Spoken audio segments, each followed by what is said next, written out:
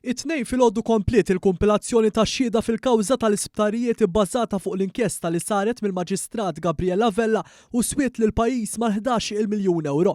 Is-seduta li fiha deru l-eks Ministri Chris Fern u Edward Cicluna fost oħrajn instemet fil-magħluq minħabba sensittività ta' wieħed mix-xhieda li kien se jidher quddiem il-Maġistrat it-tnejn.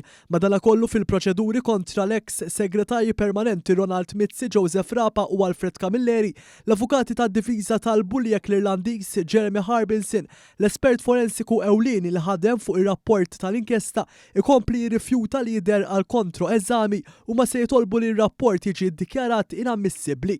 Fil-fatt l-avukat difensur Franco De Bono għal kif diversi individwi qed jaffaċċjaw akkużi għabbażi tas-sejbiet tiegħu u Harbinson qed jipprova jevita li jxett b'kull mod possibbli. L-avukat tad-diviża Stephen Tonnallowell der fisem Fern u Cicluna filwaqt li De Bono qed jirrappreżenta lil Alfred Camilleri. Il-ġimgħa li għaddiet Harbinson kien bagħat affidavit lil qorti permezz ta' email fejn iddikjara li qatt mhu se jirritorna Malta u li mhux disponibbli biex ikun involut fl-ebda proċeduri li għaddejjin fil-qorti fuq il-bażi tar-rapport li fi kliemu stess huwa kkoordina x-xogħol kollu fuqu.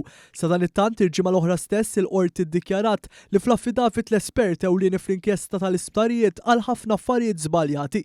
Harbinson iddikjara li r-rapport li ħejjew hu u l-esperti tiegħu qatt ma semma akkużi kriminali u freezing orders u żied li fuq din il-bażi u m'għandux jaqsam xejn ma dak li waslet l-inkjesta tal-Maġistrat Gabriel Lavella.